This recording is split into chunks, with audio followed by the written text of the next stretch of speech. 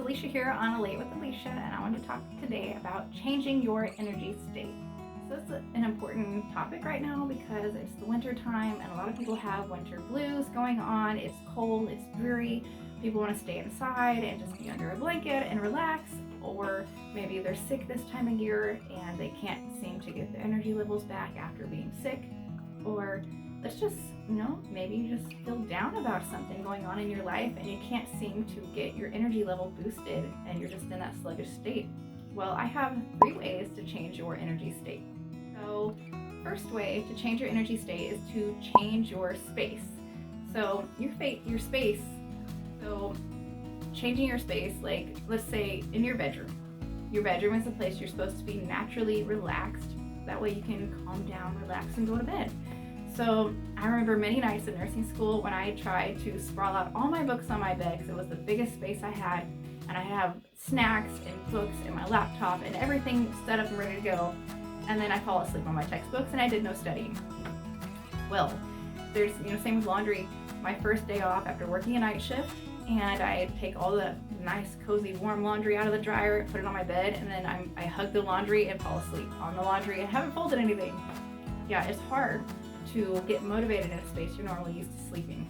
It's best if you take your laundry to like the living room and watch TV while you're doing the laundry on the floor. Or let's say you take the laundry to your kitchen, to your dining table, and that way you can sprawl it on your table and do your laundry. Or if you're studying, take it to your table or take your books to your desk. Or if you don't have a desk or table, maybe you live in a dorm, you don't have a lot of room, go to the library. Being in the library is what changes your space. You around in that area, all the other people in the area are studying, doing the same thing, and you can feel the energy and the atmosphere change when you go in there. And same for like the gym. People that have a hard time working out like to work out at the gym because you can feed off the energy of those other people around you. You can feel it in the atmosphere. Same at a concert. You can be at the concert and before you know it, you're jumping up and acting crazy when you normally don't do that because you feel the energy of everyone around you. So change your space. Go to a space in your house that helps you get focused on whatever it is that you want to do. So maybe like I would love to have a sunroom to work out as the sun comes up and just look outside at nature when you're working out. But that's also why I chose this room. There's like downstairs in this part of the house, there's 5 bedrooms down here in this part of the house. 4 bedrooms. Yeah, 4 bedrooms down here in this part of the house. So, I picked this room because of this giant window behind me.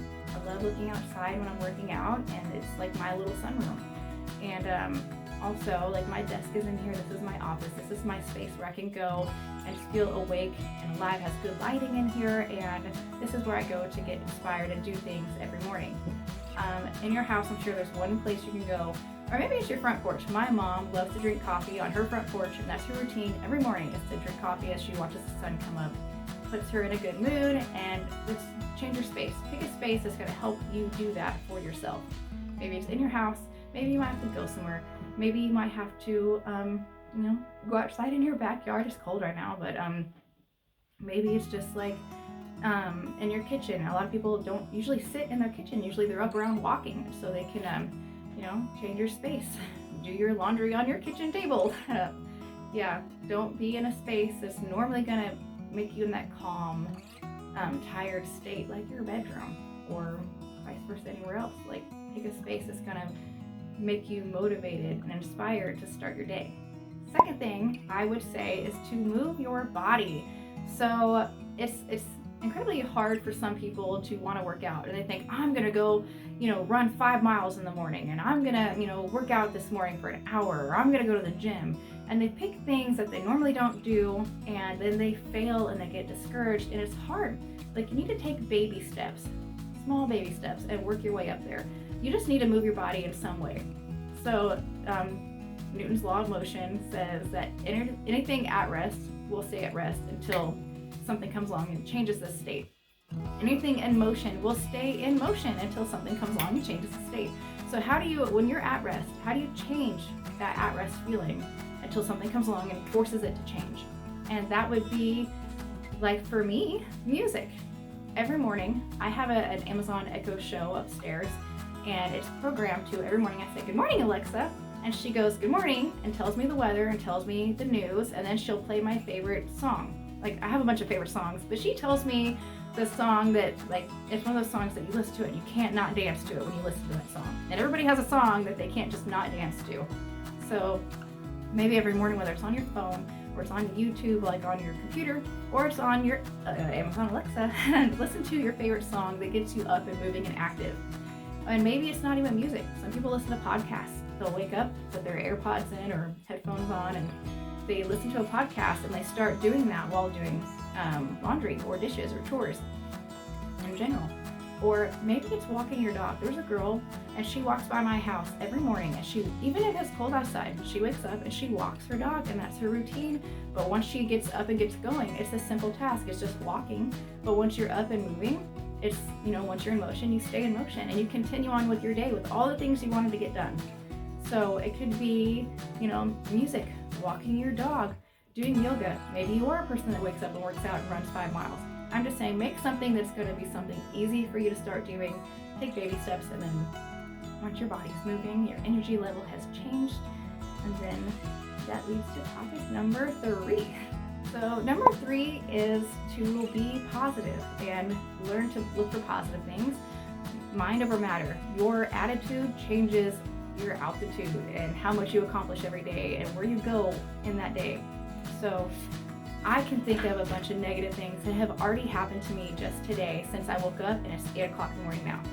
So since I woke up this morning, on my way out of the door this morning, I was taking the kids to school, and as I was closing the door, I heard the metal dog food dish get tipped over and the dog food spill all over the floor. The dogs knocked it over. So I already know, one negative thing that I'm gonna have to clean up the mess when I get home. Number 2 negative thing I could look for is that we got to school, and then once I dropped off the kids, got home, and I realized I saw my son's folder sitting on his bed. He forgot to put his folder in his backpack, and so he forgot to turn in a paper today he was supposed to have. And it's just another negative thing. Or 3, after I dropped the kids off at school, I came home, grabbed all the library books, and took the library books. They're all in a bag. Took all the library books back to the library. But there's one book that was out because I read it to my daughter, and so it was left in her bedroom, and I got home and I was like, oh man, I left that library book in her bedroom. So I made that trip for nothing, so now I have to go back. I'm like, you can look for negative things all day long, but positive. My son forgot his folder, but when I'm gonna go back to the school today to pick them up, I can just give him the folder and give the teacher that paper when I pick them up today. So not a big deal. The dog food dish being spilled, I know when I get home, the dogs will probably have already eaten all of it off the floor by the time I get home. They spilled it because they're hungry. They probably will already eat most of it, and whatever's left, just sweep. It takes 2 seconds to put it in a pan and dump it back in the dish. Not a big deal. Library book, I'm lucky I live 2 minutes from the library. I'm gonna take my son to get a haircut today. I'm gonna go out of the house to do things today anyways. It just takes 2 minutes out of my way to go drop off one more book. So you don't have to dwell on those negative things. The negatives, brush them off, look past them, look for positive things, and learn to focus on the positive things that happen in your day. A great way to start doing that is a grateful journal. This grateful journal, I've had it for a long time.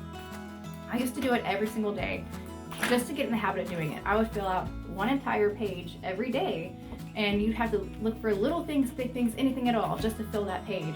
And then before you know it, you can, if I were to keep going on all the positive things, I could fill like 3 or 4 pages a day. But now it's like, if I have a really hard day, I fill out my grateful journal. If I have a day where I'm just really excited about something, then I fill out my grateful journal. It's just one of those things. It just helps you get to be in that positive thought process and learn to be grateful. Grateful people tend to be happy and proud of the things that they have. So being grateful is a great way to change your energy state. So there's a million things you can do to change your energy state, but those are my top 3 things that I do to change my energy state when I feel low and just don't feel productive. Change your space, get your body moving, and then learn to be grateful and positive every day. Now, for those of you that stay to the end, the story of the day today is talking about the song Bruno.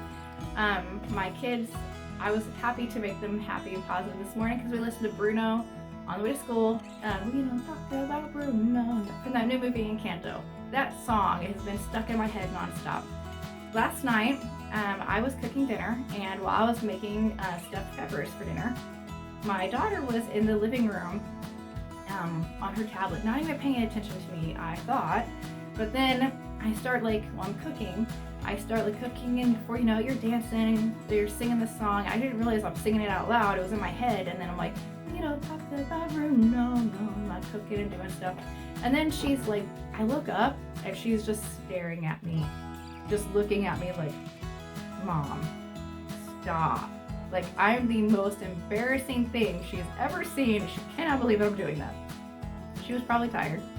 It's late in the evening, and she hadn't had a nap all day. She usually takes 30-minute nap every day, especially after school. But she just looked at me like I was the most embarrassing person in her world right now for singing that song.